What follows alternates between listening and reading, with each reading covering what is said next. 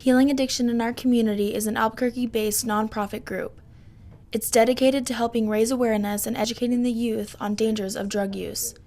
Deborah Barkoff joined Healing Addiction in Our Community because her son is an addict. It's destroyed any chance he has at a normal life unless he gets clean. Barkoff said her son has overdosed multiple times to almost the point of death. Finding him turning blue and sitting in the emergency room watching them try to bring your kid back, it's knowing kids who didn't make it back. It's having your family torn apart. It's going through all your savings and then going into debt trying to save them and having it still not work, not be enough. Barkoff says she has lost count of how many people she knows that lost their lives to heroin.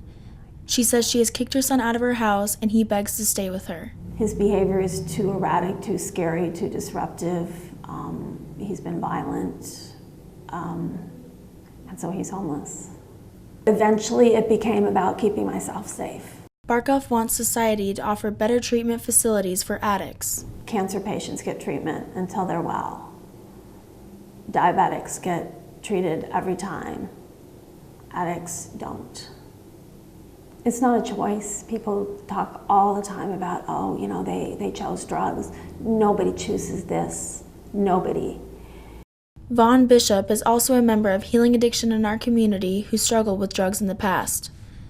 He started experimenting with drugs at 9 years old and began using heroin when he was 18, but he has been clean now for 3 years.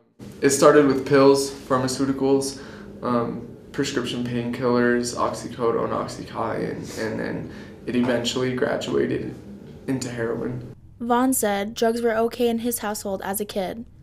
His sister died from an overdose when he was a teen. Growing up, that's all I had ever seen.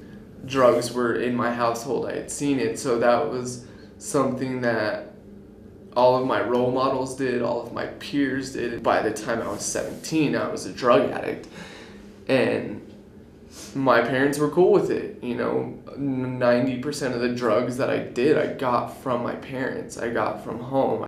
Vaughn said it wasn't just one thing that made him strong enough to get clean.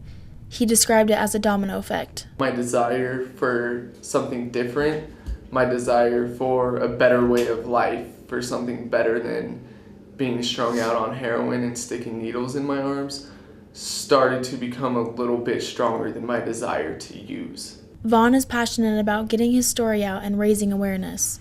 If everything I do and, go and talking to these high school kids, if it'll save one person, it'll make it worthwhile for me. This is Haley Mitchell reporting.